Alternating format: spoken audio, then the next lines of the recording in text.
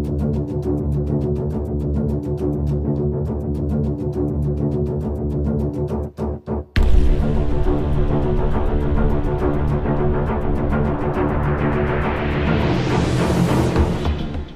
everyone, and welcome to a new episode of Your Last Best Hope for Conversation, one of the new Babylon 5 rewatch podcasts that's going on. Shout out to our others. Turns out there's a lot of us rewatching Babylon 5, which is a great thing. Maybe we can do a crossover sometime. Yeah, I was thinking the same thing. I want to reach out to them and do that. Yeah. It's our format's a little different because a lot of these, they're all newbies watching. Okay. So yeah.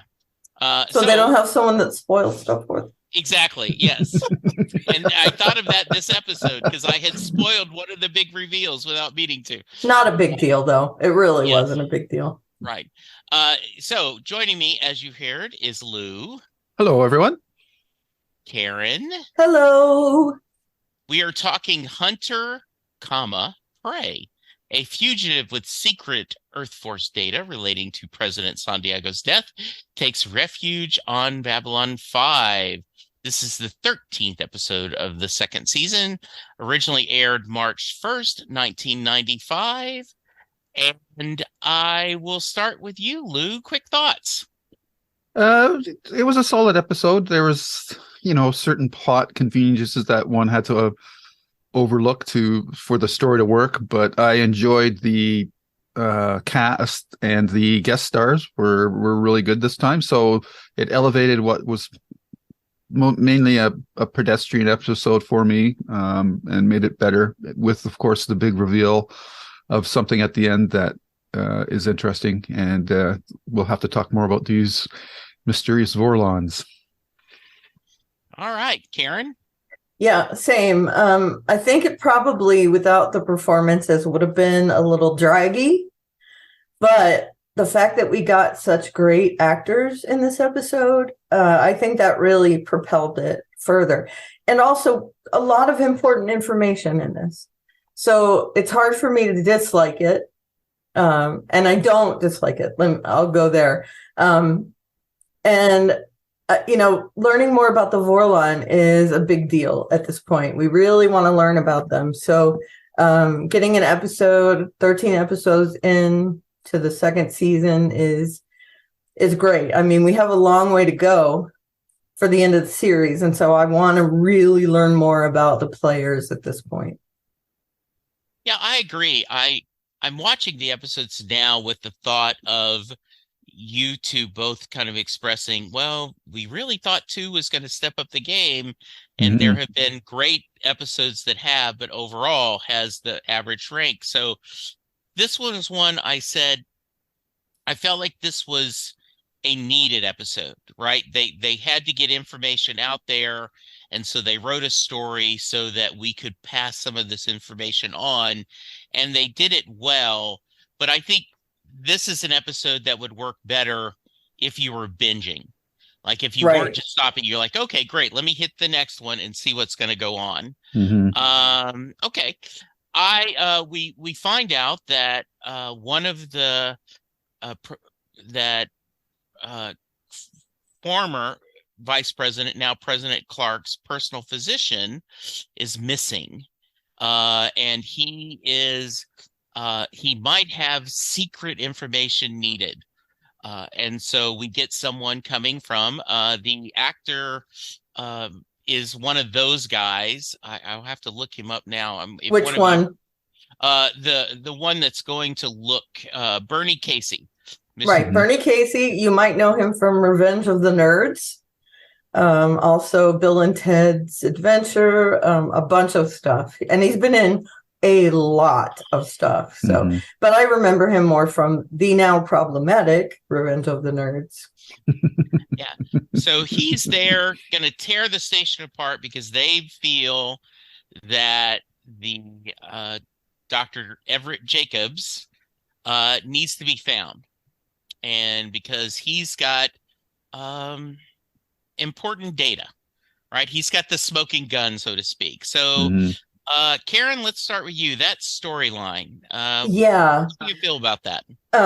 You had to know that his name was Cranston in the episode, that he was not giving the right information.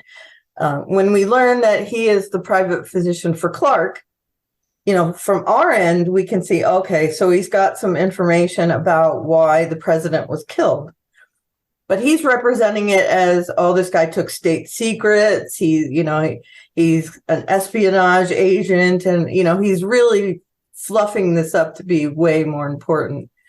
More important to like Earth, and it's not. It's important in the other direction. We need to uncover this secret that's going on. I really like how involved Sinclair is with this story, that he is completely in all the way. He will do whatever needs to be done in order to make sure that this gets solved down the way. He meets with this agent, who, by the way, what does she put on the wall? She puts something on the wall, and I'm like, what? Is that something to block listening devices? Because you've already started talking about it. And anyway, I like the storyline. I like that we get to see the duplicity of what's happening to cover up the death of the president. And we also get to see how dedicated Sheridan and his little band of subversives, to kind of see both sides of the story at this point. So anyway. Yes. So Lou, what do you what are your thoughts on this? Is the FBI gonna raid this guy's garage to find top secret data? Thank you, throwing a little current reference. Yeah. I mean, Bernie Casey was a good actor to choose for that role, because he's just got that presence, that authoritarian presence, and he's played this kind of role, and as Karen mentioned, in so many TV shows and whatnot. And so, yeah, this role is a natural for him. It didn't really push him too much as a character. We don't really get to know much about him. He's basically just a plot driving device in the episode. But that's that goes in territory with these kind of roles. So, it was pretty clear that he had an agenda, that he was telling Sinclair one thing about what the doctor had taken, and we were finding out fairly quickly that it was something else. So the whole pursuit angle of the story was, it was the driving point of the story. But and again, I know people out there are going to get tired of me nitpicking on Babylon 5 technology, but this whole sub story about tracking him through this implant versus just using the cameras that you've got all over the space station. I was just like going, guys, come on. Like, I realize maybe we've become much more attuned to this type of surveillance, because if you watch any cop show nowadays, they're always looking at the CCT cameras, like to track people all over the place. I mean, I'm watching Shetland, and that takes place on a Scottish island, and they still have CCT cameras all over the place as well. So the fact that in this 23rd century, they're still ignoring this whole tracking surveillance part of the space station, and I assume all the vessels, and that makes it hard for me to really get too invested in the storyline, because it's kind of like, you could find this guy in 2 minutes if you just turn on some cameras. Yeah, but in the 1990s, could you? Because they would have to been. Yeah, but that's mind readers. That's that aspect of the storyline just dates the show for you. Right. That's what I'm saying, because when you're watching it in today's world, that storyline just doesn't work, because they should be able to track this guy. I mean, I know Babylon 5 is a big space station. I don't know if the doctor got to the down below right away, but I mean, he had to come in through, certain access points that are going to be monitored and whatnot. So I mean, they couldn't even find an image of the guy. It's kind of like, like the only reason we know we're here is because he's got this implant. And I'm going, okay, I'll have to roll with it, but I'm not buying it. No, So, I had not thought of that, but I think it's a good point. Person of interest, actually, that was one of the main storylines, right? Because there were so many cameras everywhere. And you're right, this is the dating of the show. If we were redoing this, right, they would say, we know he was here, but then we've lost him. We're going through footage and finding that, which you would have had to do a little different, a different ending, because the way this was, Sheridan was able to trick them that he was never here to begin with. Right. So, Right. yeah. I do think this is a payoff to something I thought, and this is even when I first watched it, they kind of made a big deal about Vice President Clark being sick and getting off the ship before, right. it exploded. So that always seemed a little, Suspect. suspect. We already, as an audience, thought that he was doing it on purpose, but now we've confirmed that. Yeah. But this is one of those instances where the audience is ahead of the story, because we already know that the vice president faked his illness. We don't need it proven to us, but I guess for the characters in the show, they needed it to be done. But it's just something that you want this is a pacing problem. You want the audience not to be ahead of the story, because when that happens, then the audience gets bored. And that's kind of what's happening in this episode for me. So let's talk about Franklin. He's Grumpy Franklin again. I now am overly sensitive to the fact that Richard Biggs can be overly grumpy at times. I do agree with Garibaldi that you put on a Raiders of the Lost Ark hat and you're not invisible. You're invisible, right? With the hat. Right. Well, because they see the badge, they don't see him. I thought that was a good line. And so we got to see them exploring. I did love the Zach going, but we're 5 miles long, right? Like explaining how hard it's going to be. So let's talk about the guys going down below, doing exploring, and taking a break, eating Kellogg's Nutri-Bars. Right. Well, I want to ask one question first before we move on. Dr. Everett Jacobs, I'm looking at his name over here. I have a cheat sheet. He says, I'm running out of stims. Yeah. So is that something that blocks the chip from being read? Is that, no, or is I that just think he was trying to stay up? Okay. He's trying to stay awake. Yeah. But it's like a stimulant, I'm guessing. Yes. Okay. I just wanted to ask that. No, that's a good question. Okay. So we're talking about, what are we talking about again? Oh, searching the ship. Yeah. First of all, Jeff Conway is good in this. He is good. As Zach. I miss him. His life was tragic after these roles.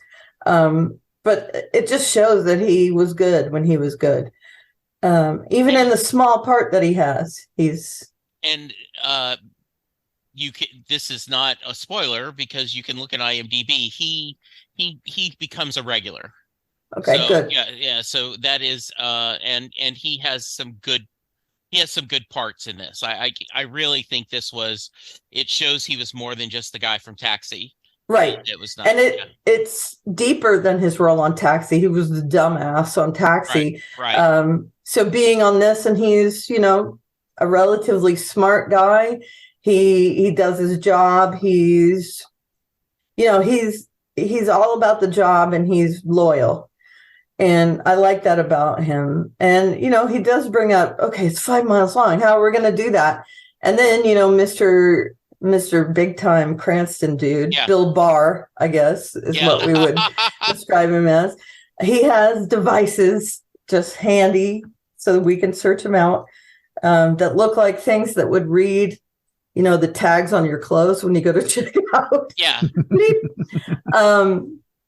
But yeah, I mean, I get that it's in the 90s. We're going to have technology that they could not have anticipated. And so, searching with these little flashlighty kind of devices makes sense for the 90s. And I just thought to myself, okay, 5 miles, it's big, but it's not that big.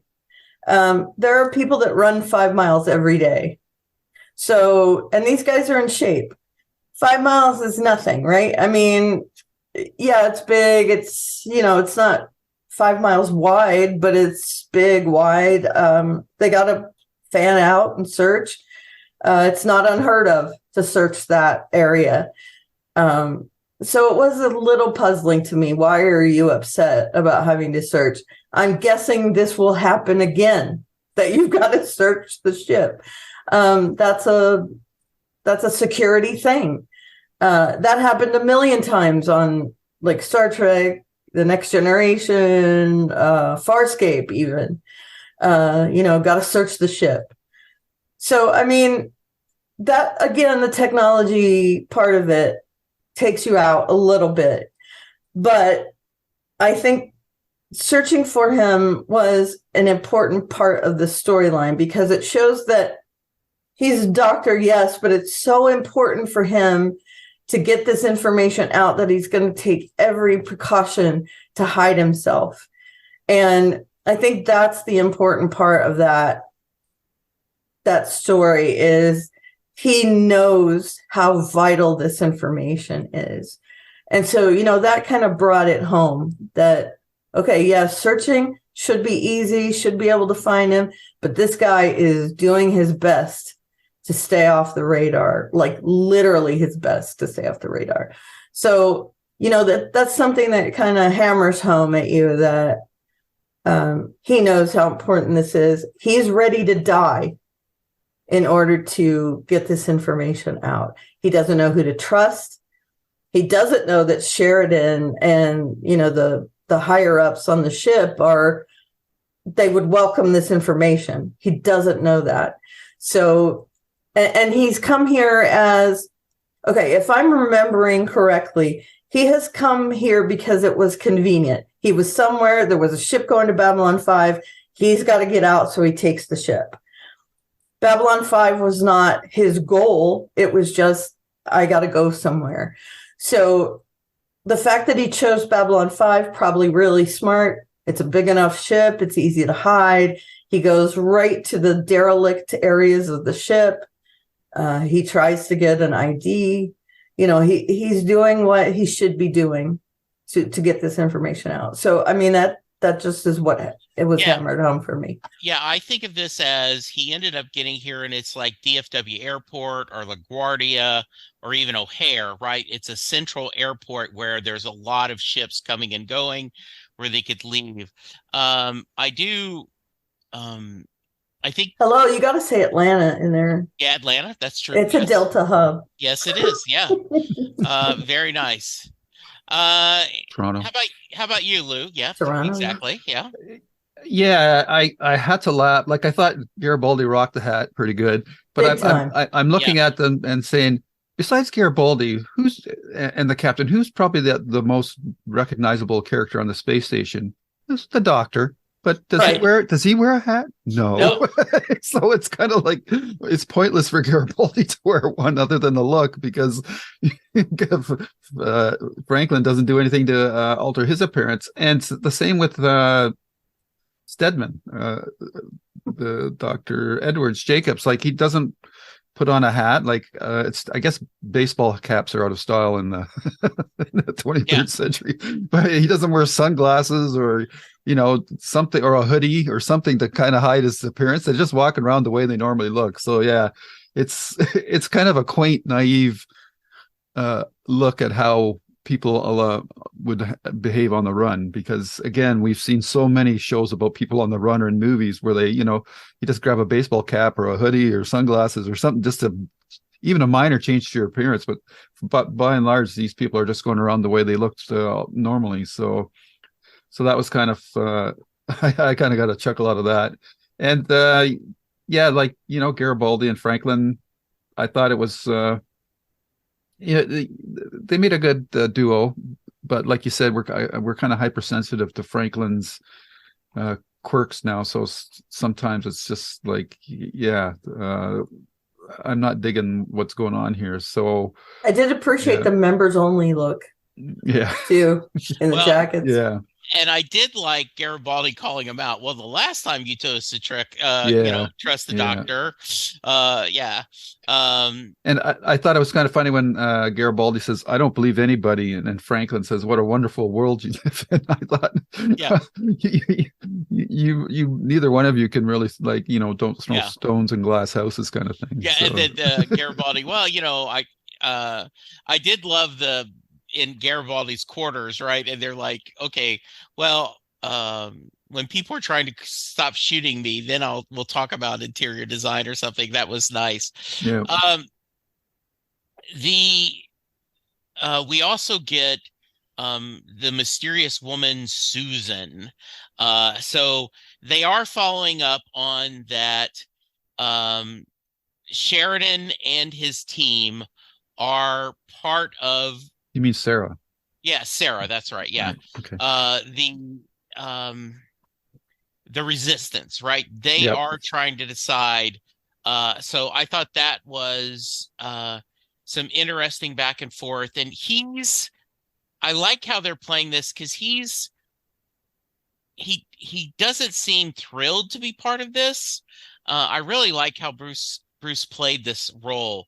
Like, yeah, I've got to be part of this, but it's always something. I love that way he said that. So, any thoughts about their discussion, Lou? Yeah, it's sort of a continuation of the uh, discussion he had with Robert Foxworth's character in the Yeah, prior episode, where they just keep him out of the loop so long that and just this need to know kind of modus operandi gets under his collar quite a bit. So and wanted they Jesus, or because I don't think it's Jesus, it's De Jesus. De Jesus. yeah, De Jesus, probably. She's again another actor that we've seen on a ton of shows as well. So again, this episode was really well cast, and then we haven't even mentioned Richard Mall yet. So Right? I'm going like, holy cow! well, Like let's this, go into him. Let's talk about Bull. Yep. Right? yeah. By the way, I'm watching the new Night Court. It's pretty good. Is It it? is good. I like the characters, and especially the prosecutor. I think she's very charming. And then I've ever since Big Bang Theory, I've liked the lead. So yeah, it's fun. Yeah. So And we're yeah, talking about the fact that Richard Mall was Bull on Night Court. Just so yeah, you guys know, there is a tie-in. It's yes, just not it's not a yeah, non sequitur on my Yeah. part. yeah. So I think Max was a really I I there's no way they could have done it because probably he was too busy. But instead of having the praying mantis, if Mhm. you just Yeah. had Richard Mall Max's character as Amen. ongoing, Yeah. that would have been, I think, would have set things up a little bit stronger. Yeah. And he is good in this. Yeah, He's a heavy, but he doesn't overplay it. So yeah. anyway, I'm sorry. It was supposed to be Lou's turn. No, No, that's no, fine. Yeah. okay, yeah. No, because it was my bad for mentioning him to begin with, because we're talking about Sarah. So I don't know if she's Yeah. going to be a recurring character. But again, how did she get on the stage? Well, I guess she just came on as a civilian or something. But Right. and she's an undercover operative. I mean, you got all these rogue characters. And I see in the show notes, they keep saying if you watch certain scene, you can see one of these guys, Rangers, in the background. And I'm kind of going, well, I guess I missed that again. But so that's interesting. So it's good that they're interleaving all these previous story threads into this episode. Like Karen said, there's a lot of information in this episode, which is good to know. Not much from a character perspective, unfortunately, in this episode, but beyond the fact that Sheridan's not totally on board with how he's being treated by these these various groups. So that's an interesting dynamic to see for sure. So it'll be just seeds being planted for the future again on to see how it has to pay off, and I don't know where you're going to go next, but for me, the most interesting stuff was the reveal with the Vorlons. So, which Yeah, leads me to a new theory that all I'll, right. I'll So drop let's later. let's wrap up this story. Any other thoughts about anything this, and let's go to, which I do agree, the best part of the episode is the Vorlon story. Anything Mhm. else we need to visit about?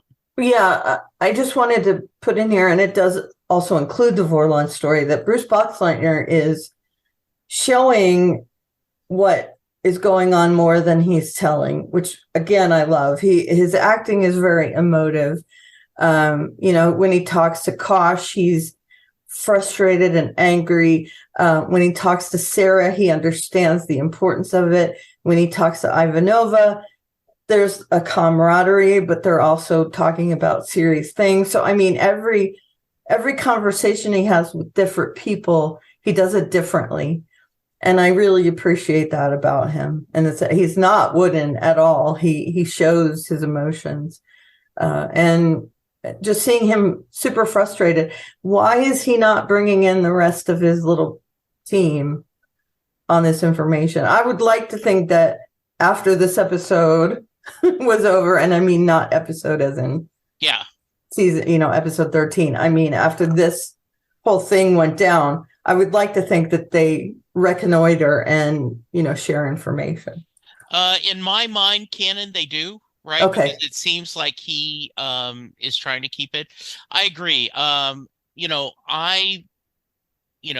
um Sinclair had some really good scenes and some and Michael O'Hare, especially now that we know that the mental issues he was striving with, I give, he has a soft place in my heart, but I do feel like Bruce Boxleitner has stepped up the game as the lead. He seems to really, really. I like how he can play goofy. I like how he can play serious. I like. It would have been easy when he's talking to Kosh to play this just as angry, but instead he's kind of this rolling his eyes at time, frustrated at time, and angry. So while we got you, Karen, let's talk about Kosh, and then we'll go to you, Lou. Yeah, he's a lot of different things. He's curious. He wants to know more. He's frustrated because, of course, Kosh won't give away anything. He's angry because he doesn't like that Kosh infiltrated his mind. He doesn't like not knowing things. And I think he shows all that in the conversation they have in the hallway there. Kosh is something in my mind that I feel like we just have to know what is going on with him and the Vorlons. And the fact that he's so cryptic kind of makes me feel the same way that Bruce Boxleitner plays in this. I think that Sheridan is us in this situation. He's a stand-in for us. He is trying to learn more information from Kosh. I love that he is not willing to take Kosh's crap. Okay, you've been cryptic. What are you doing here? Yeah, he is gonna go for it. He's gonna make sure that Kosh gives something away or gets gone. He doesn't just say, "Oh well, he's a Vorlon. That's how they are." And I think that until this point, that's what I mean. I think that's what Sinclair was doing. Oh, he's a Vorlon. That's how he is. We just got to deal with it. Even near the end of season 1, where Kosh was becoming a more important figure, he was still waving him off. And Sheridan's not going to do that. He is going to get to the bottom of things, especially since he knows he had connected to Kosh at one point. And the whole singing thing, we got to learn more about that. I love that. I know you gave, quote unquote, gave away the fact that his ship is alive. Not a stretch. I mean, it's not something that shocked me. Especially since we watched Farscape, where that Right. was the dealio. Yeah. So yeah, I also love that he goes to talk to his ship, and his ship says something back to him. That's interesting. Let's learn more about that. And I like that we're progressing fairly quickly in that regard. Lou? Yeah, the observer. I was just going to say the observers, but that was the point I was going to. The Vorlons. I should have realized this a lot sooner. They come across to me now as the observers from Fringe. They're like this omniscient God view of the story that's being told that we are not privy to what they are until near the almost the end of the series. Which leads me to my wild theory that has it been established that do we know the Vorlons, do they have a home world or anything like that? Or is that known in the Yeah, okay. they even mentioned it in this episode.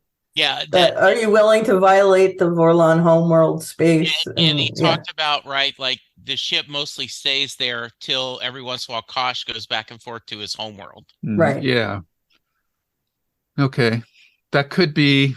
What's your theory? That could be just that homeworld might be just like nobody's been there, I assume. So they're just taking it on faith that it's a homeworld, yep. Or maybe it's a base. But I'm kind of wondering if the Vorlons are, because we've already brought time travel into this. I wonder if they're some sort of future version of humanity, or another race that we've or seen another already. race, or maybe it's a melding of human and Minbari or something like that. I don't know, but I think that he's from the future. I don't think he's.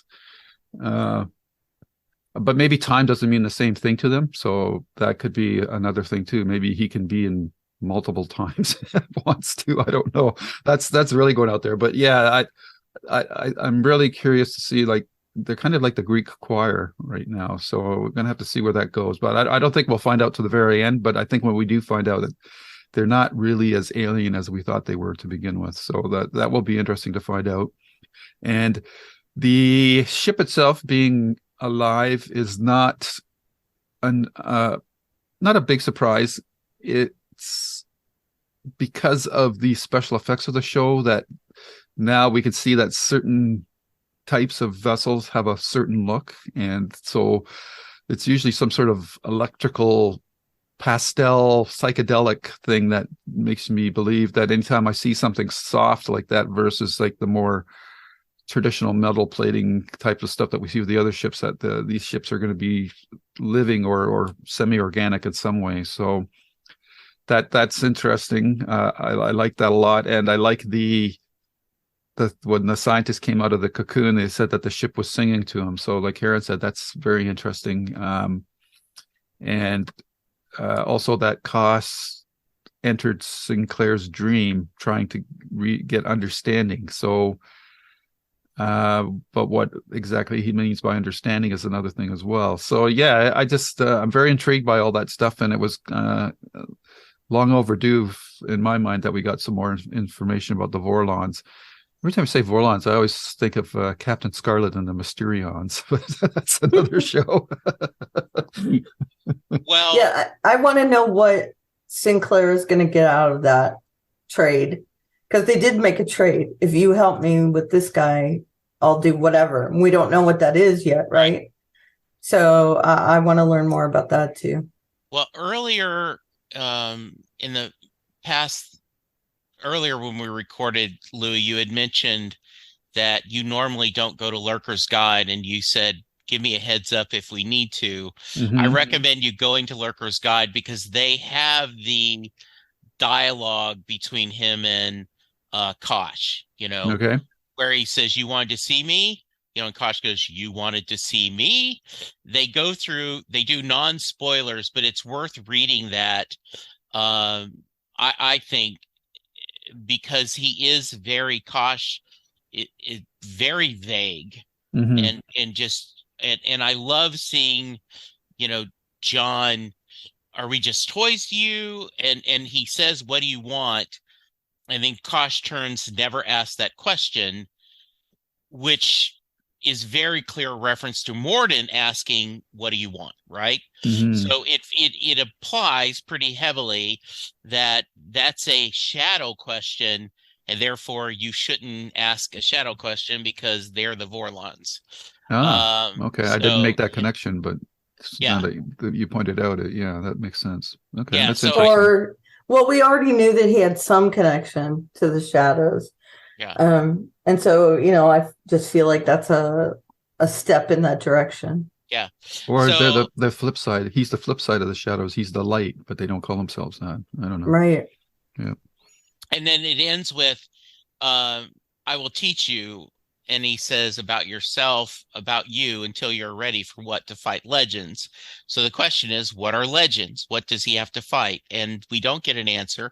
I guess I could just tell you, and then No. then our YouTube community be like, "Holy shit, Jesse, what are you doing?" Yeah. No. So yeah, I think it's really. I I agree, and I also really appreciate that Bruce Boxleiter is basically um, talking to a Muppet, right? And for us for Farscape, right? Because that encounter suit, it is just Yeah. that you're not having a person to emote against. It's really, really well done. You know what weird weird inference I always get from that Yeah. cautious caution? It always reminds me of the Carol Burnett Gone with the Wind sketch when she Yes. says, I just saw it in the window and I had to take it. Yes, Yeah. because there are that wild shoulders, Yeah, right? Yeah. And yeah. They look like a brain or something. yes, So weird. yeah, Yeah. It's like when you see the behind the scenes for a superhero movie or something, and they're talking to a ping pong ball or something on a stick. It kind of makes me laugh when I think about things. So he's literally talking to an animatronic thing, and that does really take a little bit of talent, that you're just talking to a wall, yeah, essentially. So absolutely. Anything else we need to visit about? yeah, the merchant, Yes. played by Robert Silver. If you recognize him at all, he has played that character in a million shows. He's a taxi driver. He's the guy who sells information to the police. So that he's kind of an Italian dude who's a little shady and aggressive. And so to me, I was like, okay, I recognize him from something. And I went and I looked and I said, I probably recognize him from 10 things on this list. Mm. So again, it just points out that even for the smallest character, he's really careful who he picks, because he was 100% believable as that guy. And I just loved it. And Richard Mall, I think, I don't want to underestimate him. He was great in this. Yeah, he Mhm. really was. And and He could be a caricature right. if he wanted, but he wasn't. He almost underplayed how menacing he was. Yeah. So yeah, I really love the casting, especially in season 2. Yeah. They've really stepped things up there. And I Mhm. think it's worth pointing out that some of our concerns in the past have been the guest cast didn't carry their share of the load. Right. So I think this time they seem to be getting a little better at Mhm. casting and going together. So good. All right. I agree. I thought that was really well done. And we'll see what goes on next. I'm excited to see where you guys think the story is going. Let's keep going, Yeah, because absolutely. I'm excited. And while we did learn a lot of things in this episode, I feel like I also have a million more questions. Yeah. Yeah. So that's awesome. I love that. So let's take a couple minutes, and I didn't warn you beforehand, so you may not have this ready, but what are some of the big questions you have, Karen? What is Kosh? Okay. What is his involvement in this? How is Sheridan gonna advance these things so that we learn what we're getting into in the war? I'm hoping that he prepares us humans a bit for what's going on. How is his little band of merry men going to, I say merry men, I'm also including Ivanova, but How are they going to help? What information are they going to find? Are they going to have more contacts? And also, just in general, where are we heading with this war? Who is it going to be with? What is it going to be about? What factions is it going to involve? I mean, we have the Minbari, we have the Centauri, we have the Narn, and then now the Vorlons. I mean, what is it going to involve every race? Because we've already seen that things are getting, heated up between the Centauri and the Narn. Jakar has gone to Delenn. So does that mean the Minbari are going to, because we know things are going down in her home world too. The military caste has tried to shore up things. So I feel like it's all coming to a head. And I want to find out more about what's going to happen. I feel like I want to know. Yeah, no, so. that's actually really, and you consider we're only halfway through the second season of a 5-season show. Yeah, I did think we kind of mentioned also, but I think Tony Steedman, who played the doctor, was also good. How about you, Lou? Questions you've got going on? Well, yeah, like Karen said, the big ones like the Vorlons and Kosh. What's the deal with them? The war, like the big war that that's supposedly coming. When is that actually going to start? We've got the initial incident, I guess you could say. Igniting incident is the reassumption of the war between the Centurion and the Narn. I want to know how the Rangers, the group that Sheridan's working for with Earth Alliance, I guess, how they fit into it. Where does the Shadow race come into this? Like, is this the race that we're having the big war with? And how does the Sinclair or the Sinclair, right? He was the first commander. Yeah. How does he fit into this with the Minbari, and how did they fit? So, and what's going to happen with Jakar and Lando? Like, what fates are they going to end up, or are they going to end up at each other's throat, like Lando had in his death dream, in a different setting or scenario? I don't know, but it'll be interesting to see how that all plays out. And I also, like, we have got sort of like story arcs going for all the main characters of the cast. Still haven't really had a fallout from Garibaldi with the situation on Mars with his ex-lover, and Susan and Talia, are they gonna be a thing? And is Susan got telepathic powers of some kind? Because we thought at one time she did, but that hasn't really come to the fore in any of the episodes after that. So yeah, there's a lot of stuff going on, and I'm just hoping that going forward that we're going to get less of these like one-off episodes. Well, this one wasn't really a one-off because there's information in here, but we've had a lot of one-off episodes in this season, which I'm a little surprised at. I thought it was going to be a little more serialized into the big picture story than it has been to date. All right. Do you get the feeling that the Shadow people are instigators? Yeah. Like, maybe they don't want to get involved in the war, but there's some reason they need to start it. I think that they're like counter punchers. They let the foot soldiers do all the dirty work, and then when the big moment comes, then they're going to make their appearance. So they could be like Sauron. They could be like Sauron, right? Right. They could obliterate these races. We've seen that they have more power. They could just go in and take over. So there's some reason why they're instigating other races to maybe they have limited resources, or that's just the way they operate. I don't know. Yeah. So there's that too. Yeah. All great questions. And I'm pretty sure all of them get answered.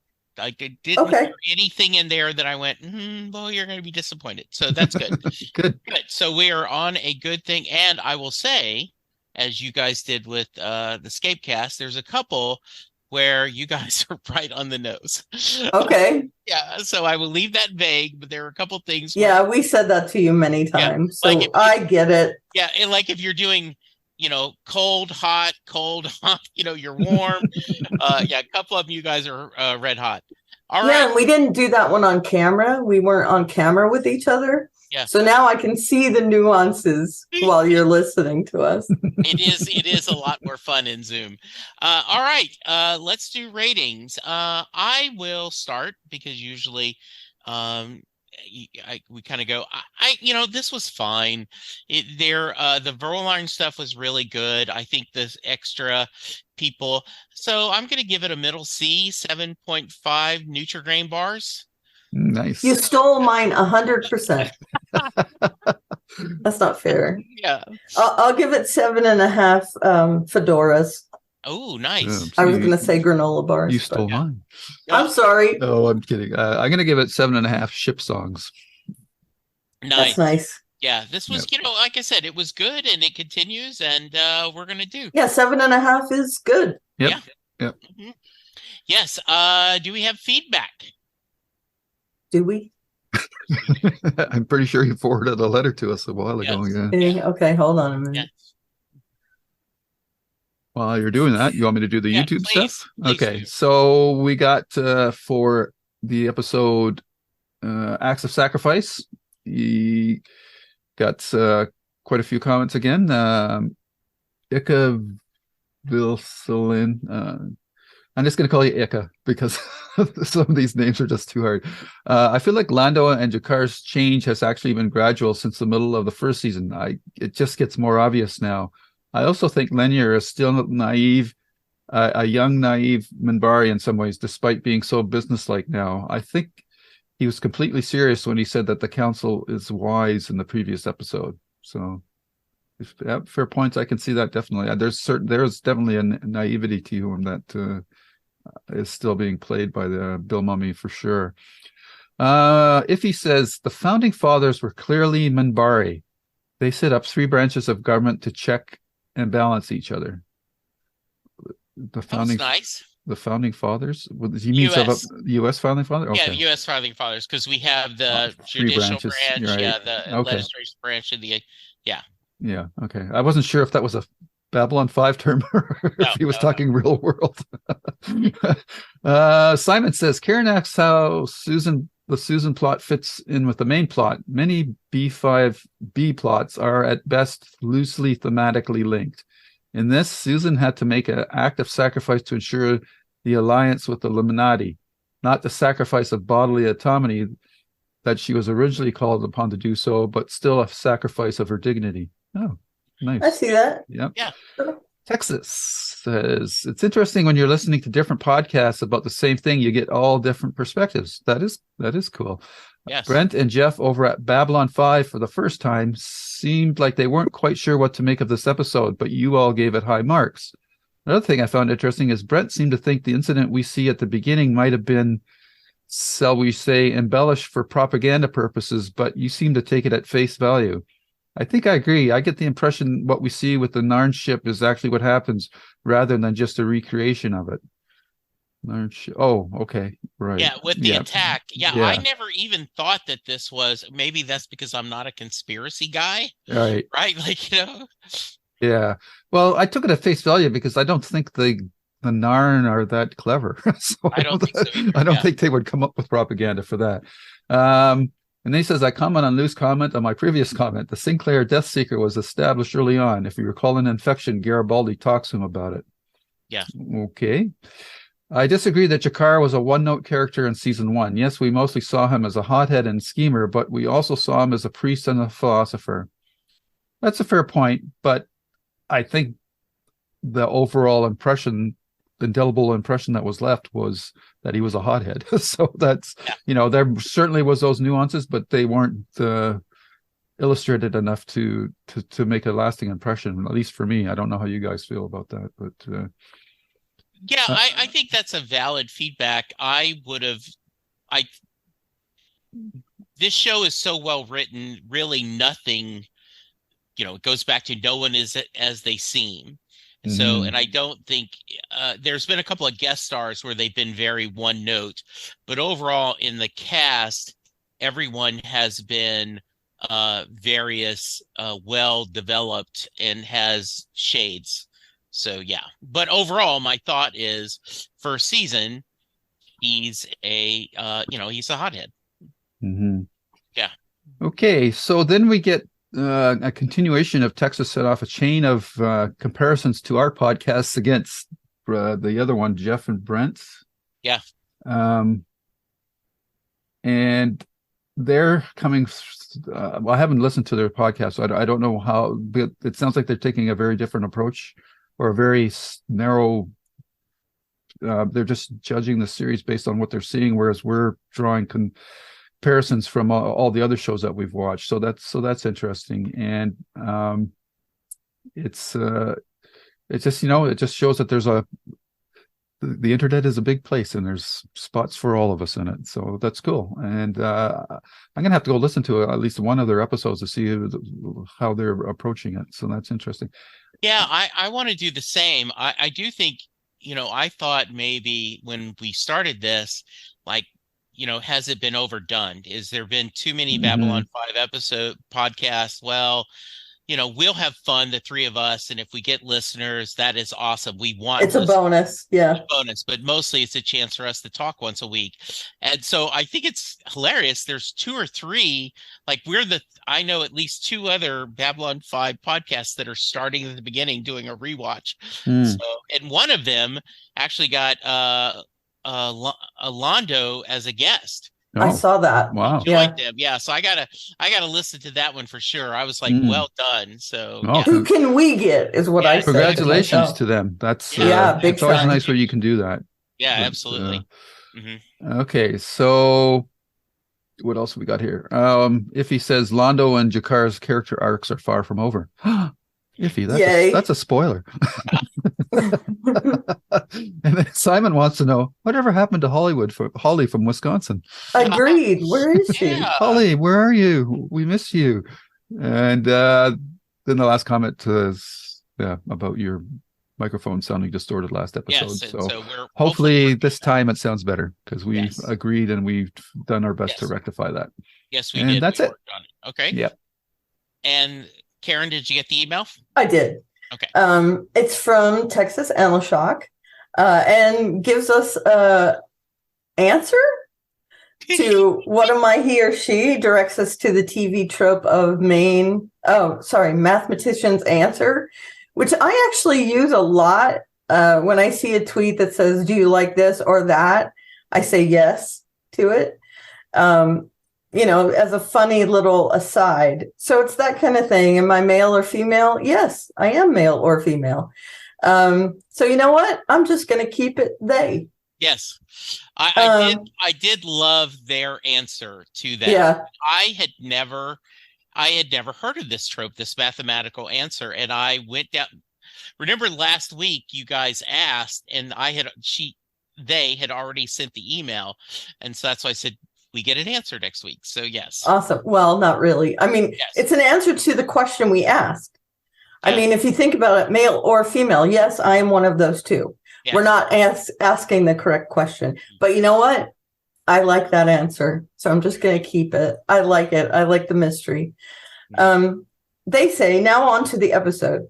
This has got to be the most interaction Kosh has had with, anyone. Mm-hmm. So why do you think he seems to be so interested in Sheridan? I was thinking some time ago about what it would be like to be a Vorlon. You have all this knowledge, but so much of it you can't just dump on these little primitives.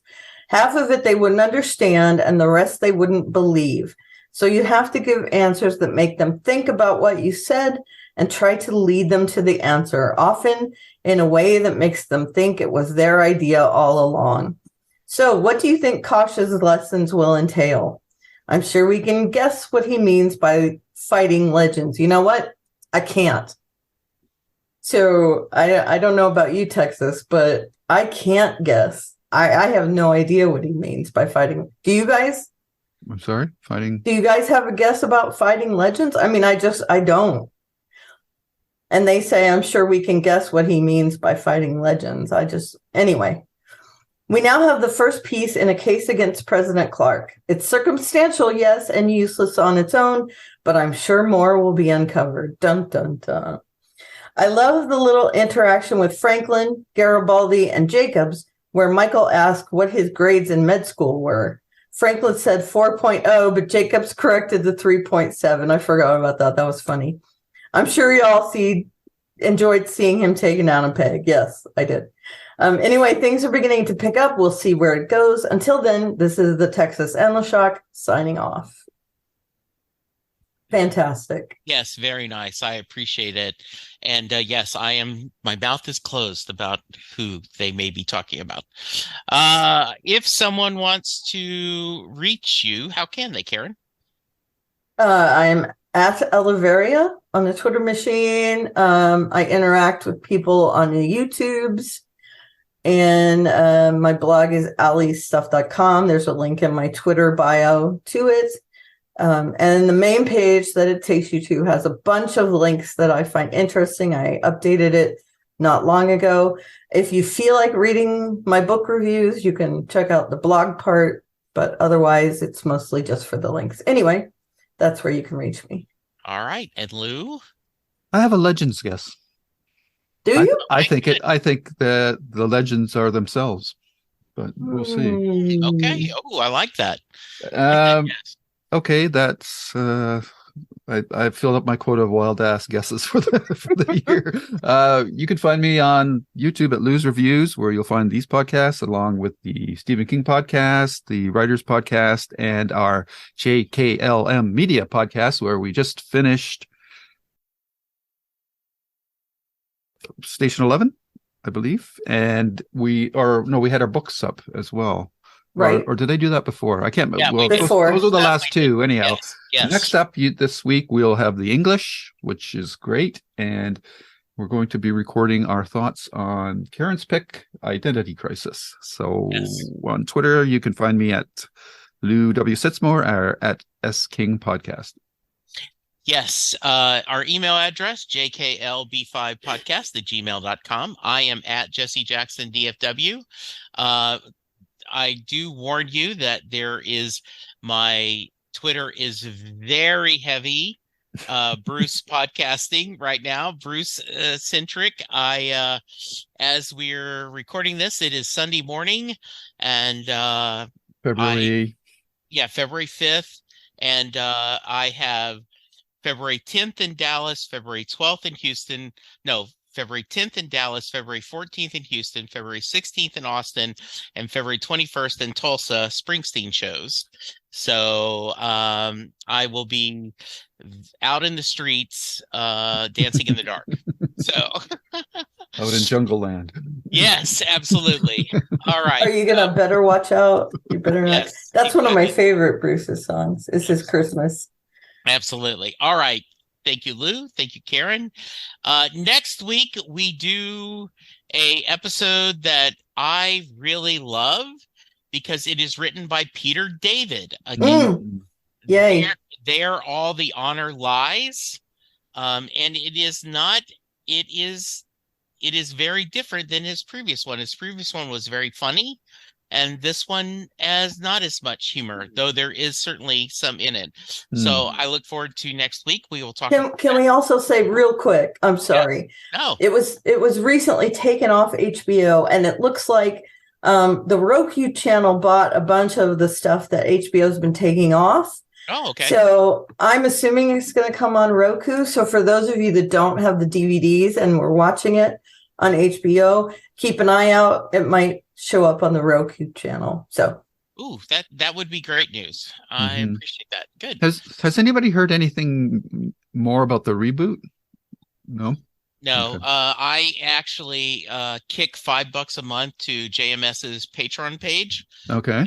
And he has promised that when that he will let everyone on the Patreon know as soon as possible. And he does not. He has said it's not dead. For everyone who thinks, he says it's still. He said if I would be told if it was dead.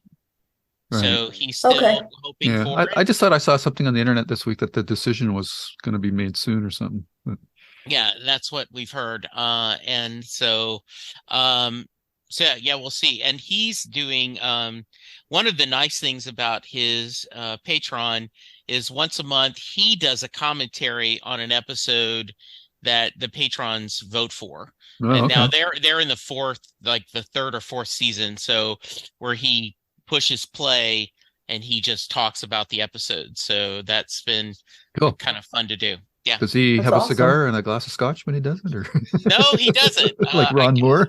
Exactly, Ron Moore. Yes, exactly. That I used to love Ron Moore's podcast Yeah, where yeah, the yeah. you know, and when his wife would join him, the smoking lamp would be turned off because she would Yes. let him smoke. Yes. Yeah, Yeah. that was great. It Those is are the very nice. days. Yeah. Very nice. All right, listeners, stay safe, be kind, and we'll talk to you soon. Goodbye. Bye bye. Bye. And scene.